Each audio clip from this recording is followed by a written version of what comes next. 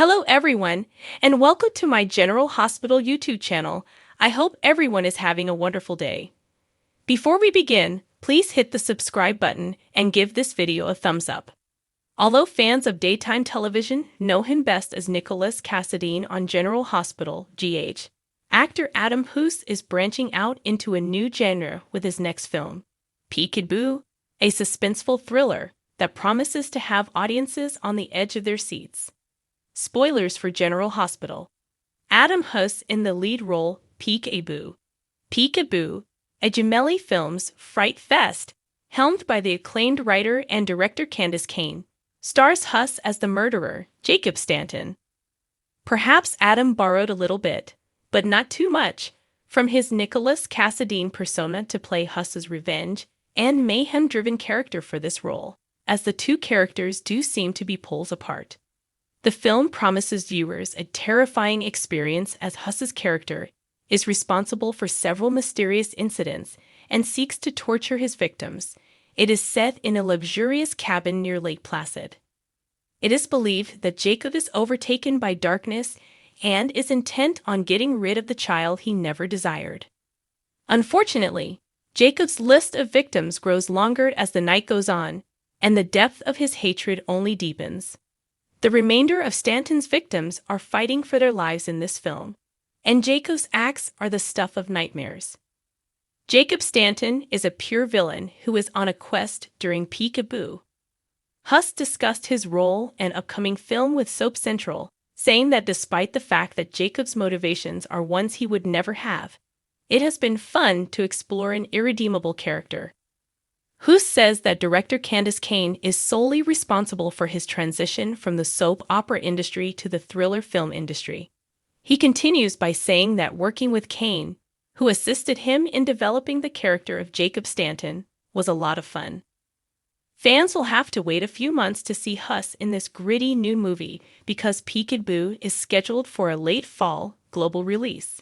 On GH, do you miss Adam Hoose? Do you think Nicholas Cassadine should make a comeback? Post a comment below. Jacob Stanton is a pure villain who is on a quest during Peek-a-Boo.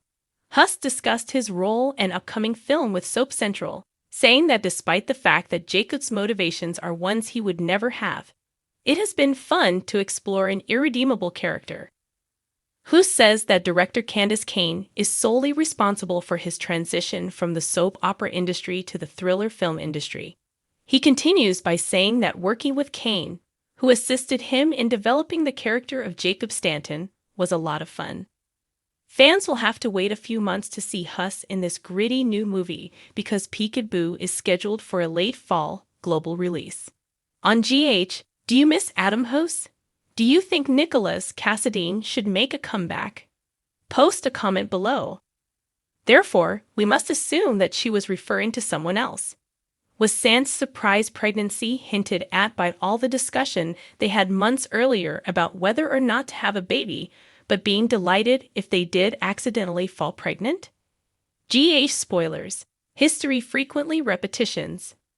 Jason might be the most suitable candidate to take Sam's place as the baby's father. He'd has done it before, after all.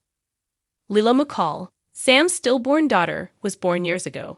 In actuality, Sonny Corinthos, Maurice Bernard, was the baby's father. However, it was Jason and Sam, not Sam and Sonny, who were meant to be together at that particular moment. Now that she's deeply in love with his boy, who would have been her stepson had she and Sonny formalized their relationship, we all attempt to act as though she was never his brief mistress. Will Jason stand up to the plate once more to support Sam during her difficult time, and while Dante is away, or will someone else step up to fill that role this time? Lulu Falconeri, Dante and Lulu Falconeri, M. Rylan, cannot simply get together, just as we know Jason and Carly Spencer, Laura Wright, could never be together unless Sam and Sonny were quite over and done with them both. Sam isn't just waiting in the wings for Dante. It's much more likely that Sam will wake up and come to terms with the world he's entering if he moves on with someone else, while Dante is unconscious, just like he did with her when Lulu was unconscious. If Dante leaves Sam's life amicably, even though they have a kid together. Does that mean he can reconnect with Lulu, the true love of his life, should she ever open her eyes again?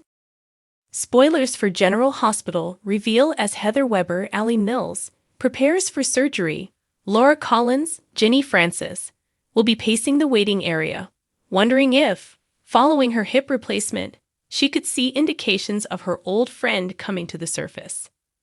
Cobalt was used to install Heather's prosthetic hip years ago. As a result, she became poisoned and developed metallosis.